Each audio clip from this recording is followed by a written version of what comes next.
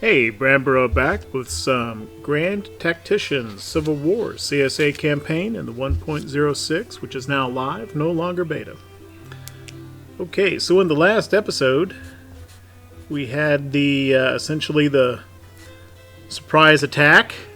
It was a surprise mainly because I just wasn't paying attention to the campaign map, and so we fought Battle Over Christmas here at Cincinnati, which that battle is actually still occurring. When you come back out of a battle, I'm sure everyone knows this,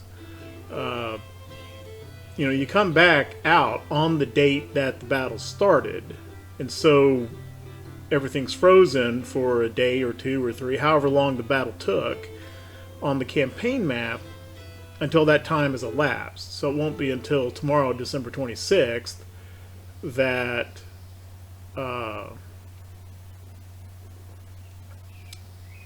these Union armies are actually going to start their rearguard action and retreating. Which we see the Army of Michigan here, and what's the other one there? Army of the Cumberland. I don't. Okay. Army of Occupation is also in there. It's hidden behind the other icon. It's in there. All three are there. Let me not forget to turn on my telegraph on my supply and turn off my battle monuments. And we don't need this front line.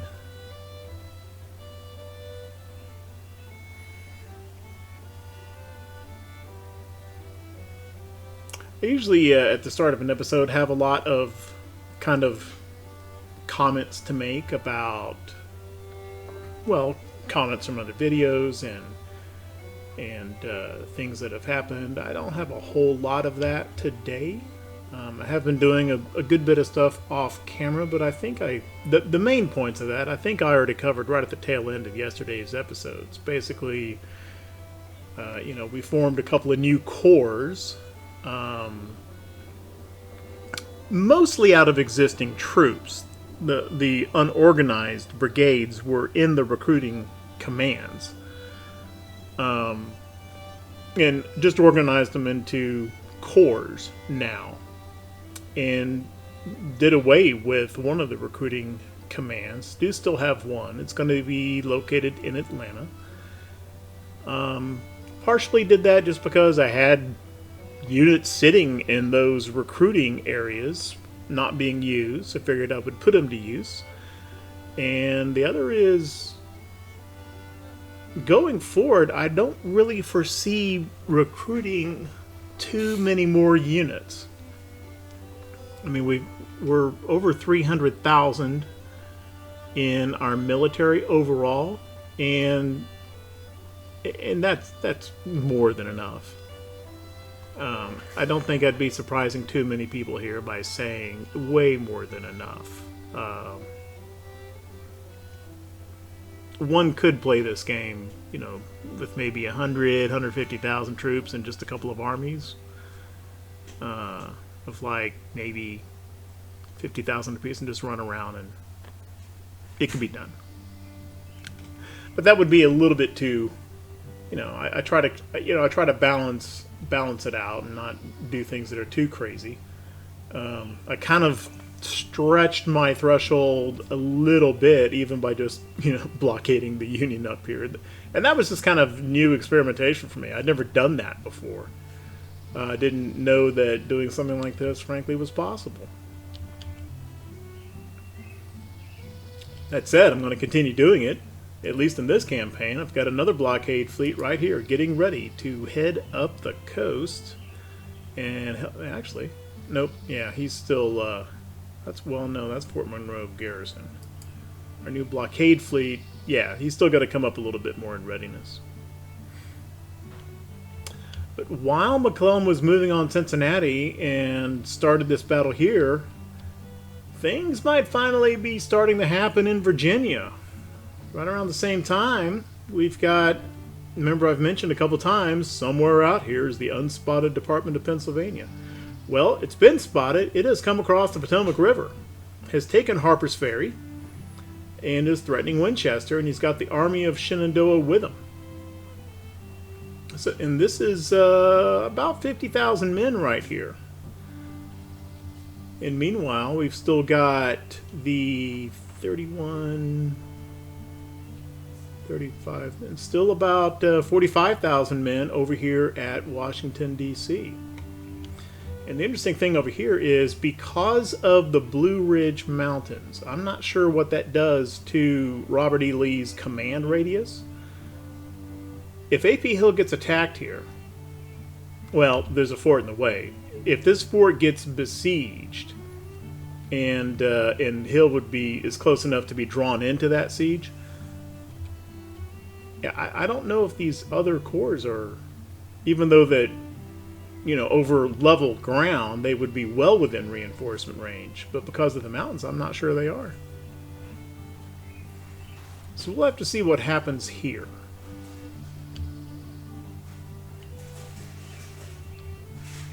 Other than that, let's go ahead and get time rolling.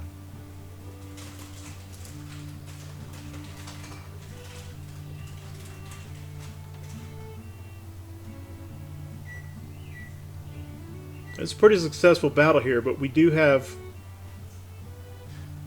other Union armies over on this side, which were not in that battle, and they're moving too. Looks like they're trying to get across the river yet again. And in this battle, Johnston's army has just flat run out.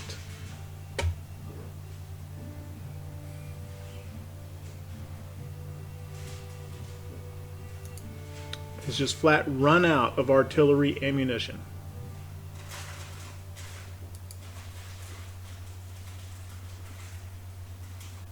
An average of 8% artillery ammo left between the two corps, Hill and Ewell, and they may have to about to start the fight again.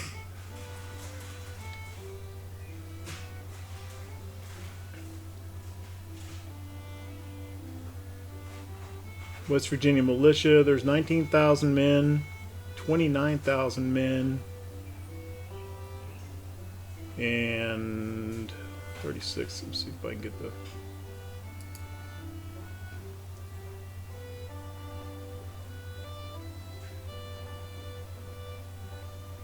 I'm trying to get the tooltip for 36th Army. I can't quite get it hovering over the... There we go. Almost. Oh. Almost there.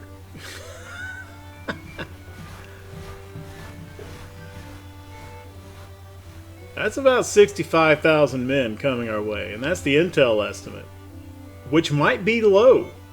We saw in this other battle that we thought we had 50,000 men here attacking Cincinnati. It was over 60,000. So this number could be even higher than that, and we don't have any artillery ammo.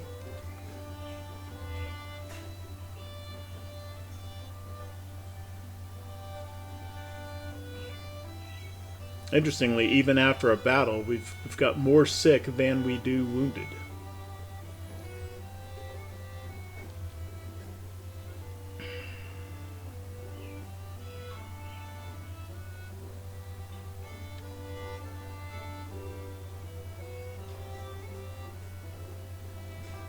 I could bring Beauregard down the river to deal with this, but then that would leave Western Virginia completely open. And we do have something developing over here in the Shenandoah, which is just a straight train ride down. So I don't know if that's a good idea.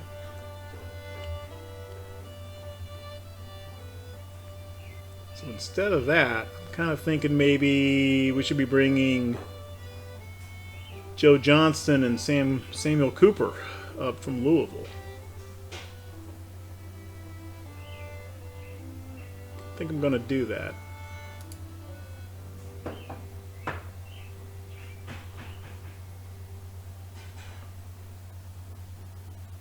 Let's bring Cooper and Johnston over to Lexington.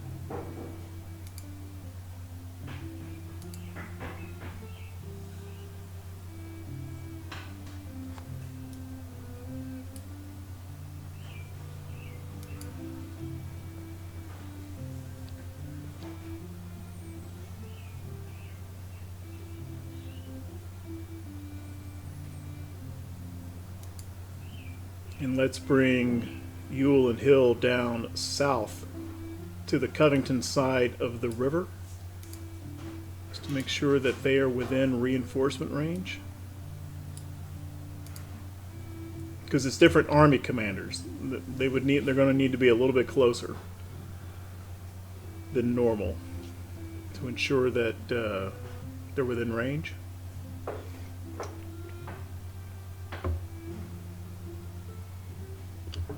Let's see if we can see anybody else moving around out here.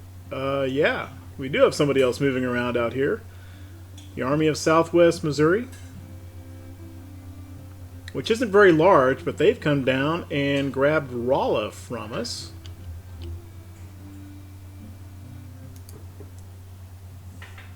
Now we can chase them away. They may not even fight. They may just retreat. But you know what? That's my supply depot, not yours.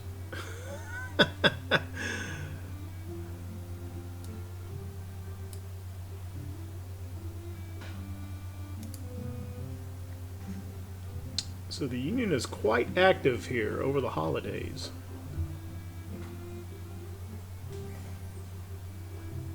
So let's see which of these different confrontations turns it. There we go.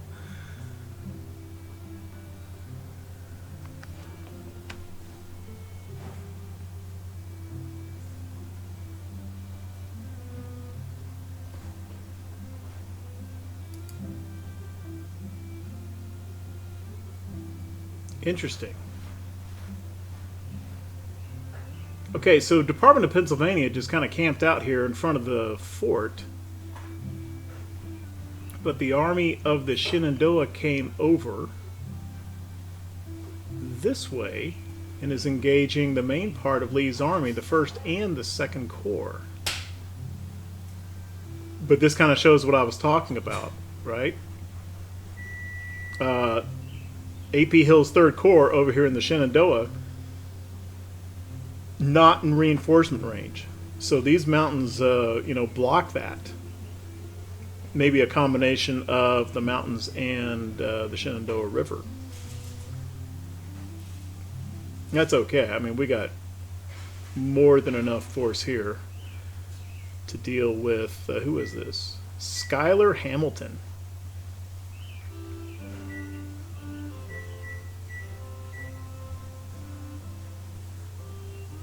Alright, well I'm going to pop in, have a look at the map, all that sort of thing. Probably get our initial deployment set up, and I will be back.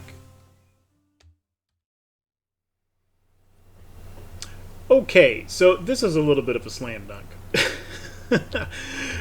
We spawned in with Jackson's Corps over here, Longstreet's Corps over here. We own the objectives at Blackburn's Ford and the McLean House. However, because of the troop number disparity, and possibly because of Lee's cunning attribute, maybe, I'm not sure, they gave us pretty much the whole darn map for deployment zone, and just took placing a couple units up here to see where the Federals are. Here they are. And so deployed up forward. Longstreet's Corps is here. Jackson's Corps is here. I've got plenty of engineering points, but I'm not putting any entrenchments up. And so this is basically the anvil position here. Jackson's infantry is going to move forward through these woods.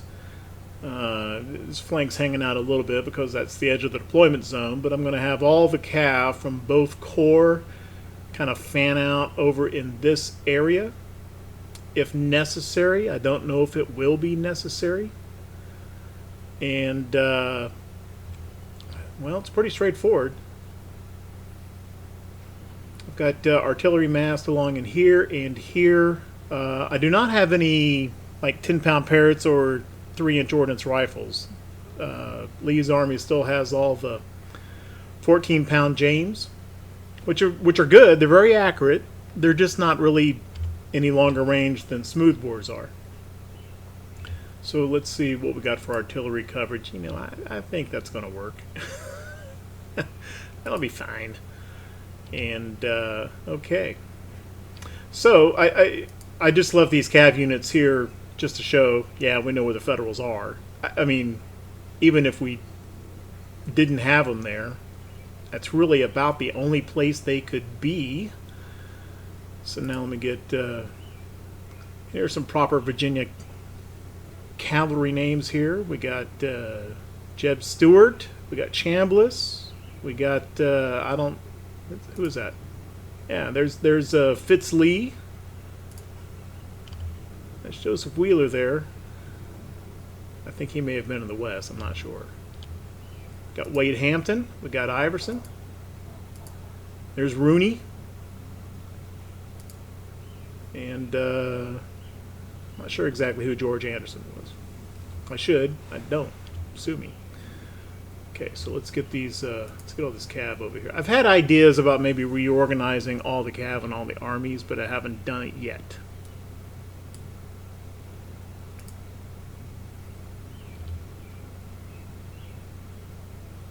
And let's just put Wheeler right here behind Hampton and Iverson.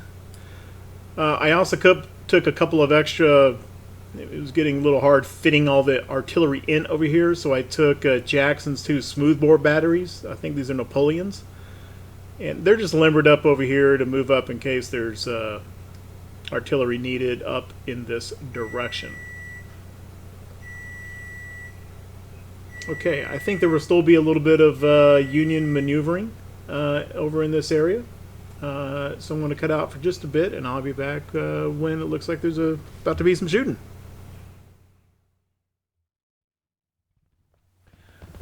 Okay, so here they were, and they're got a little bit of a dark vision at the moment, but they're coming down this road and kind of setting up in here, right into Longstreet's position. There wasn't really anywhere else for them to go.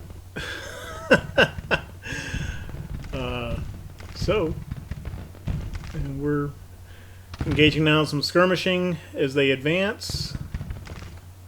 Jackson's infantry is coming through the woods over here up to about where the Braddock Road is. I'm moving Jackson's 14-pound Jameses up to about here, where they'll set up to fire in this direction. And the cav's all up here.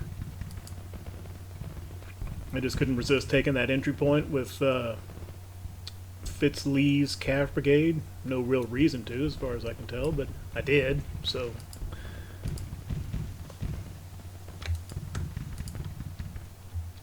I'm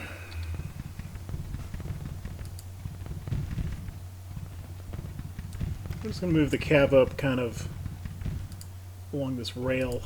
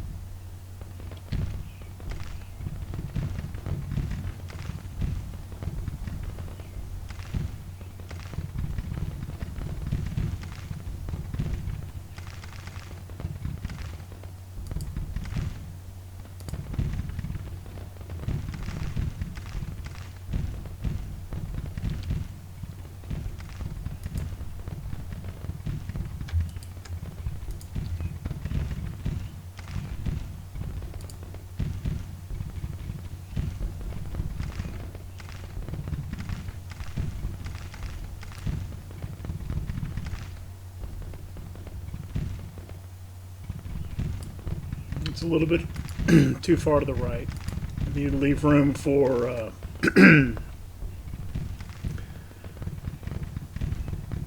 this other division to come through here without obscuring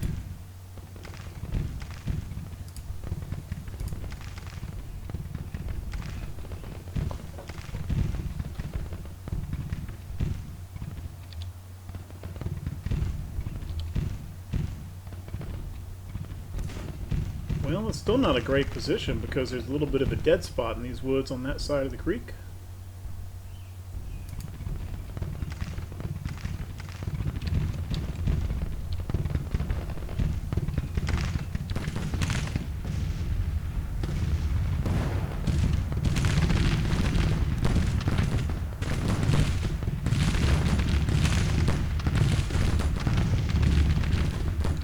It's heating up a little bit over there.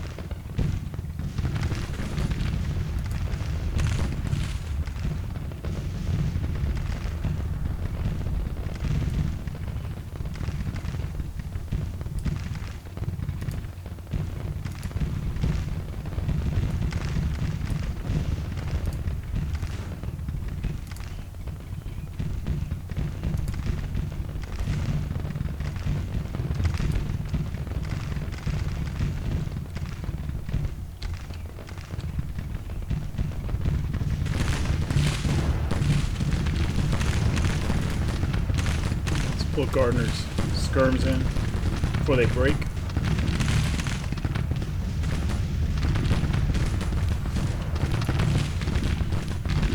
Go ahead and make sure these brigades are on long range.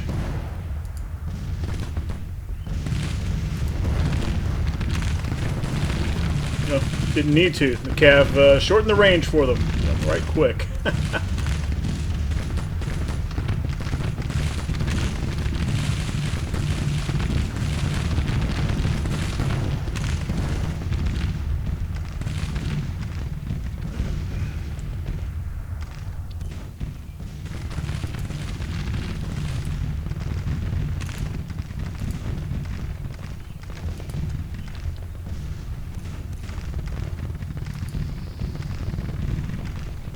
Get these Cav over here in these woods behind them.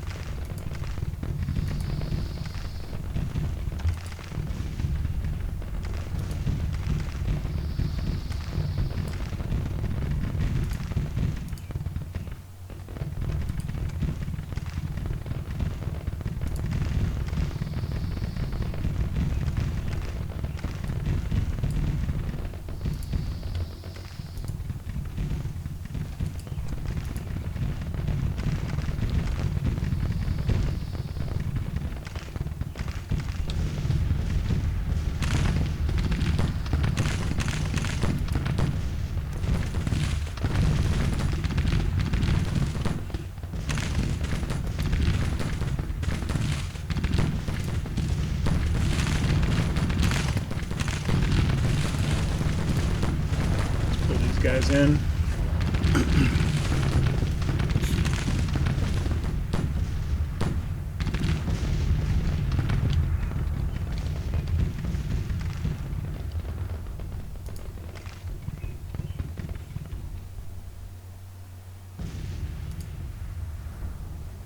Fatigue okay, fatigue okay. We'll just let them stand there for just a second. It won't take them very long. And then we're going to advance them right into these woods. These guys getting shots? Doesn't look like it.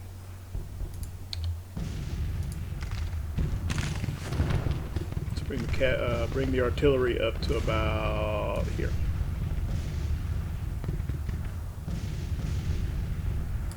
Don't like that. I'm going to move brigade by, or battalion by battalion.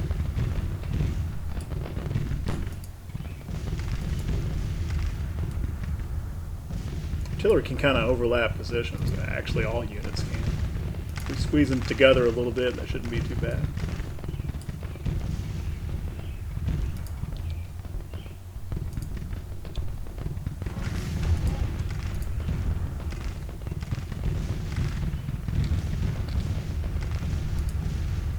Okay, these guys are fine for fatigue.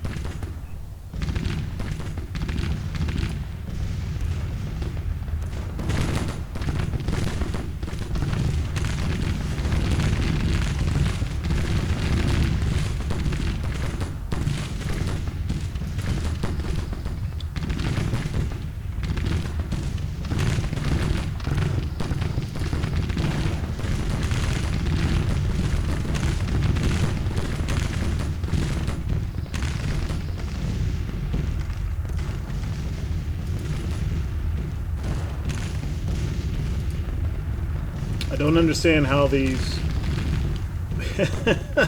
already don't have any shots. This guy does here. I'm not gonna worry about it.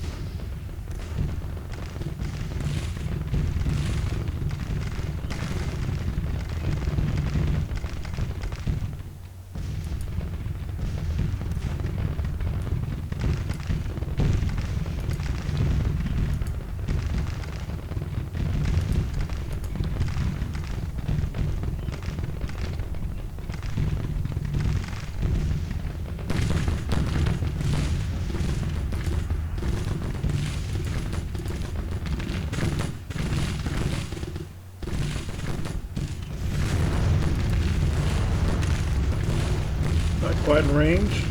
Instead of going long range, I'm just going to move him within medium range. I'm not even shooting anyway.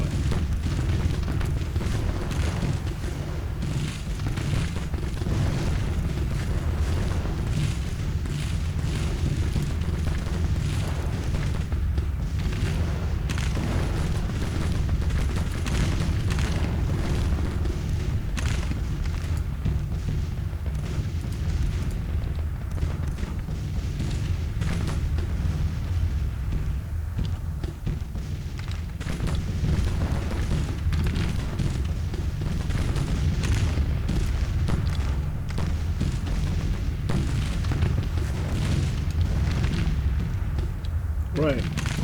Okay, so Pickett's lost about 400. He's not anywhere close to breaking, but there's no reason to let him take any more than that. Let's go ahead and advance Maxie up.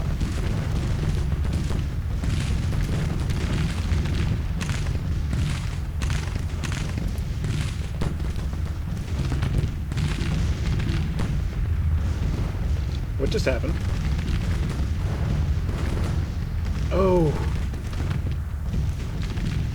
So what just happened there is, I don't think I can arrest it in time.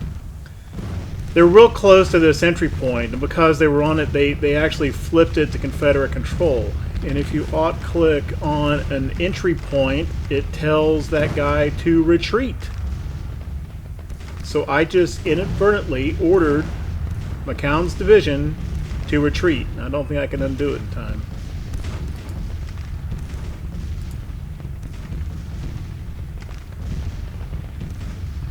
I don't think.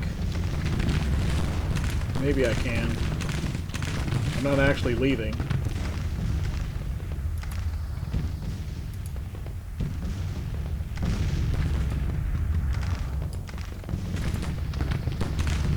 Well, McCown retreated. These guys didn't.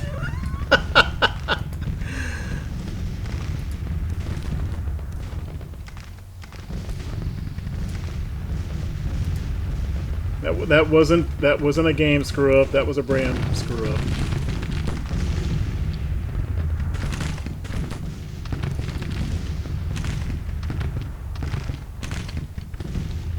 I think we probably ought to move this other division forward, though, out into here.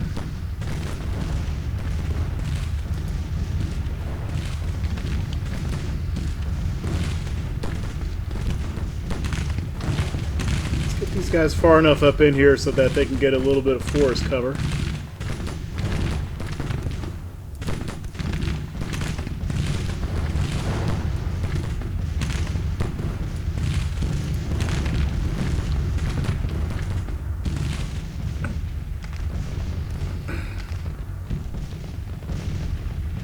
Oh, McCown's still there. Here. Come back over here. Maybe they were too close to federal units to actually leave the map or something.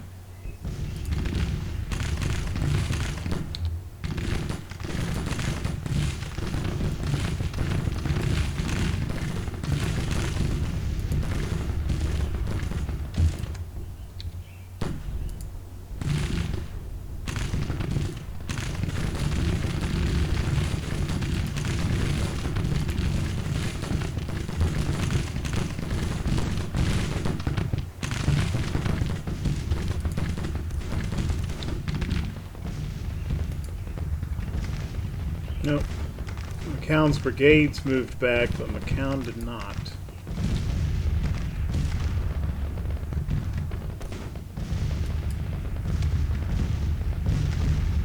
Yeah, he's not responding to that. Oh. Okay, I didn't really notice we were that close. It is December. It's only 5 o'clock in the afternoon. I'm betting that the Union is going to withdraw here during the overnight deployment phase. Let's see. Yeah. Okay. Minor victory just because of the nightfall. Did lose 1,100, 4,300 for Hamilton.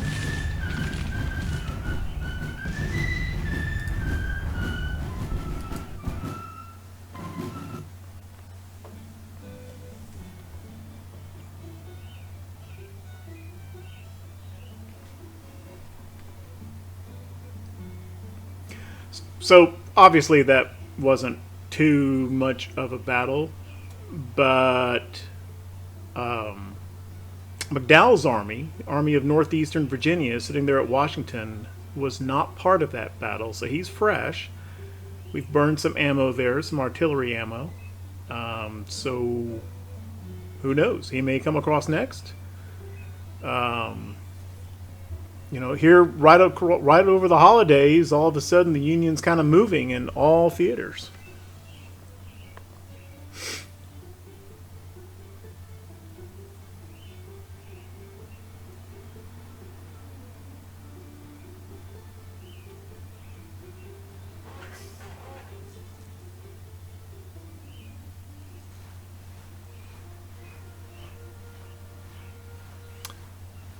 Didn't capture any guns. Another 2,700 small arms. We also didn't capture any prisoners.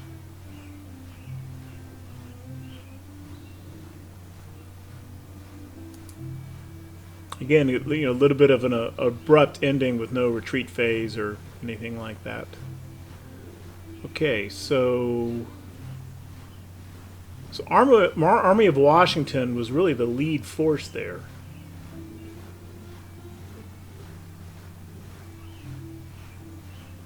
No, it wasn't. Army of the Shenandoah was.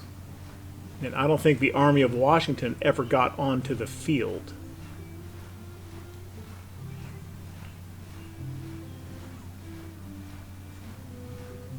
So since they're actually sitting in Washington, D.C., I don't think the Army of Washington is going to retreat.